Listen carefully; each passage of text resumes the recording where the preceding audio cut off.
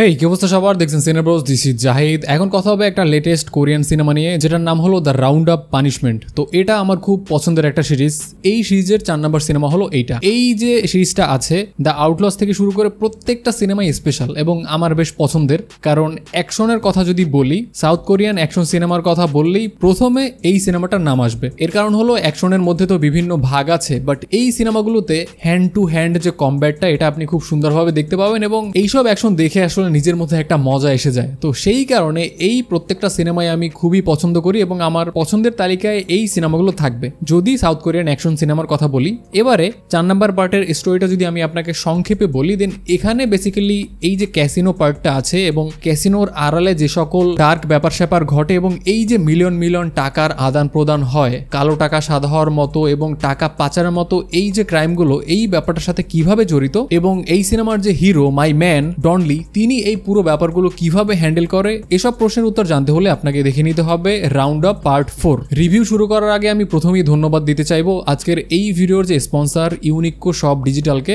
তাদের কাছে আপনি খুবই অল্প দামে বিভিন্ন ওটিটি সাবস্ক্রিপশন পেয়ে যাবেন। আমাদের যে সিনেব্রোসের অডিয়েন্স আছে তাদের জন্য তারা চমৎকার একটা প্যাকেজ ডিজাইন করেছে। সেই প্যাকেজে আপনি নেটফ্লিক্স, প্রাইম, চরকি, হইচই এবং উলুর 3 মাসের প্ল্যান একসাথে পেয়ে যাবেন মাত্র 799 টাকায়। যে প্ল্যানটার অ্যাকচুয়াল দাম হলো 1600 টাকা, বাট সিনেব্রোসের যে অডিয়েন্স আছে তাদের জন্য 50% অফ। তো দেরি না করে এখনই তাদের পেজে যোগাযোগ করুন। তাদের ওয়েবসাইট লিঙ্ক, পেজ লিঙ্ক এগুলো আমি আমার ভিডিও ডিসক্রিপশনে অ্যাড করে দিব। এবারে যদি রিভিউতে ফেরত আসি, দেন এই সিনেমায় আমার যে ব্যাপারগুলো পছন্দ সেটা হলো অ্যাকশন। ইয়েস, অ্যাকশনের পাশাপাশি এই অ্যাকশন কে করতেছে মিস্টার ডনলি, তাকে আমি খুবই পছন্দ করি। ডনলি যেভাবে অ্যাকশন করে এবং তার যে সেন্স অফ হিউমার, এই 4টা সিনেমায় যদি আপনি খুব ভালোভাবে দেখেন, আই গেস অনেকেই সিনেমাগুলো দেখে ফেলেছেন, তার হিউমারটা আমার এই সিনেমাগুলোর ক্ষেত্রে বেশ ভালো লাগে। এবং তার যে বাডিজ থাকে, তার যে বন্ধু থাকে এবং এই বন্ধুর সাথে তার যে কেমিস্ট্রি, রিসেন্ট 2-3টা পার্টে এই কেমিস্ট্রিটা কিন্তু জমে ক্ষীর হয়ে গেছে। সিনেমাটা এত সিরিয়াস টোনের মধ্যে থেকে যায়,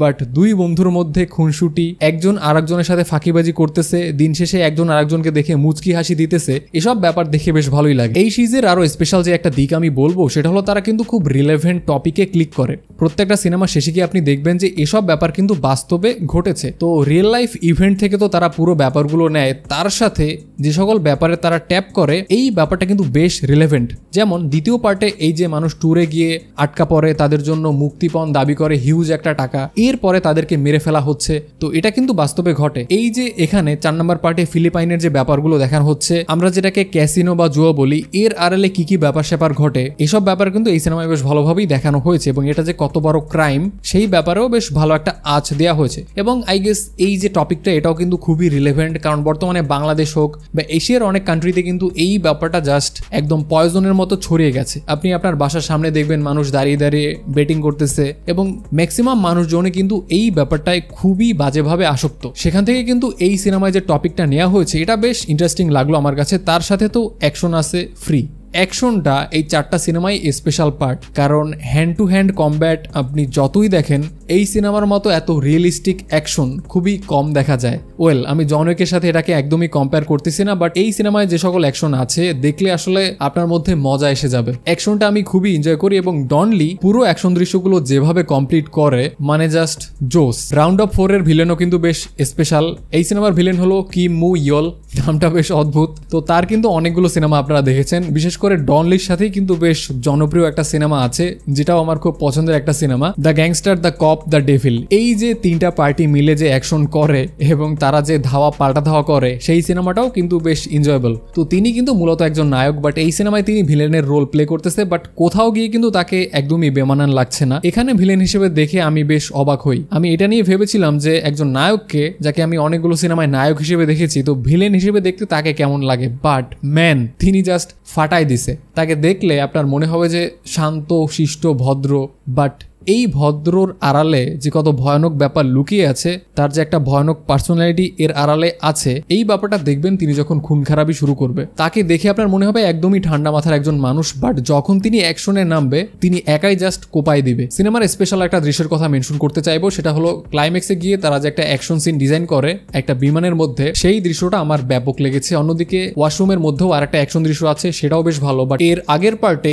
বেশ চমৎকার একটা অ্যাকশন দৃশ্য ছিল ওয়াশরুমের মধ্যে। ওই সিনটা কিন্তু এই সিন থেকে একটু বেটার ছিল, বাট তবুও আমি এই সিনটাকে একদমই দুর্বল বলতেছি না, বেশ এনজয় করেছি আমি দৃশ্যগুলো। তো পুরো সিনেমায় যে দুর্বল দিকটা আমার চোখে পড়েছে সেটা হলো আউটলস থেকে শুরু করে আপনি প্রত্যেকটা সিনেমায় যে ব্যাপারটা খেয়াল করবেন, কোনো ব্যাপারে কিন্তু ফিল্টার্ড না। মানে ডনলি তিনি গালিগালাজ করতেছে বা এই যে ক্রাইমের সাথে যারা যুক্ত প্রত্যেকটা মানুষই কিন্তু ছোট বড় অনেক গ্যাংস্টার। এই গ্যাংস্টারের যে কথাবার্তা এত তারা এত গালিগালাজ দেয়, মানে আউটলস দেখলে আপনার মোটামুটি গালির উপর একটা ডিগ্রি নেওয়া হয়ে যাবে। তো সেখান থেকে এই সিনেমাটাকে আমার বেশ ভদ্রই মনে হয়েছে, কারণ এত গালিগালাজ এই সিনেমায় ছিল না। এখন অনেকে বলতে পারেন ভাই গালেও কি আপনি এনজয় করেন? হ্যাঁ, অ্যাটলিস্ট এই সিজের ক্ষেত্রে আমি আসলে এত ডায়লগ বা গালিগালাজ ডেফিনেটলি এনজয় করি। সুতরাং এখানে আমি এই ব্যাপারটা মিস করেছি এবং দুইটা নায়কের মধ্যে যে একটা টাসেল হয়, যে একটা অ্যাকশন হয়, এটাও আমি বেশ এনজয় করেছি। এই ছিল দ্য রাউন্ড আপ পানিশমেন্ট নিয়ে আমার মতামত। সিনেমাটা যারা অলরেডি দেখে ফেলেছেন আপনার কাছে কেমন লাগলো আপনি চাইলে কমেন্টে আমাকে অবশ্যই জানাতে পারেন, এবং যারা এখনো দেখার প্ল্যান করতেছেন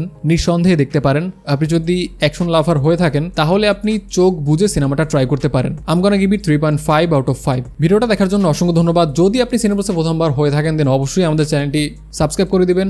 আপনার সাথে দেখা হচ্ছে পরে কোনো ভিডিওতে। টেল দেন টাটা।